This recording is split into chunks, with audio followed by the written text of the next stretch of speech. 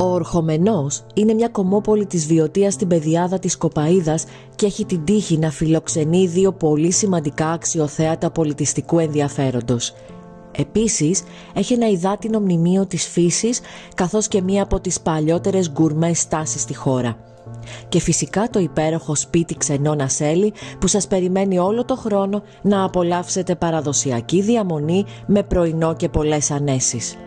Βρίσκεται μόλις 50 μέτρα από την είσοδο του αρχαιολογικού πάρκου, τη Βυζαντινή Εκκλησία της Παναγίας Κρυπούς και την είσοδο του πεζόδρομου των Πηγών Χαρίτων, καθώς και για το εκτροφείο με τις πέστροφες.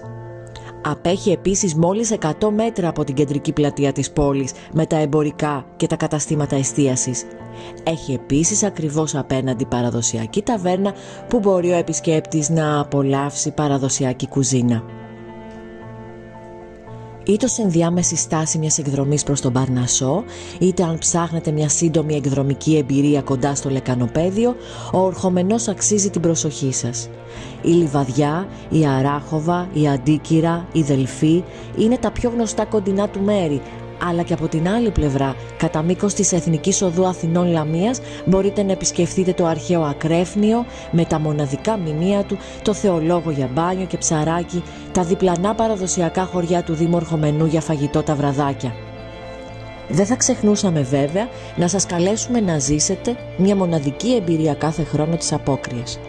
Το καρναβάλι του Ορχομενού είναι από τα παλιότερα στην Ελλάδα και αναβιώνει και στις μέρες μας με μεγάλη επιτυχία. Ο ξενώνας μας φροντίζει αυτές τις μέρες να σας μεταφέρει το κλίμα της Αποκριάς, παρέχοντας κάβα με εξαιρετικά κρασιά της περιοχής μας. Πώς θα έρθετε? Ο Ορχομενός βρίσκεται σε απόσταση 130 χιλιόμετρων από την Αθήνα. Ακολουθείτε την Εθνική Οδό Αθηνών Λαμίας ως το 110ο χιλιόμετρο και στη συνέχεια βγαίνετε στην έξοδο του κάστρου προς Ορχομενό Λιβαδιά.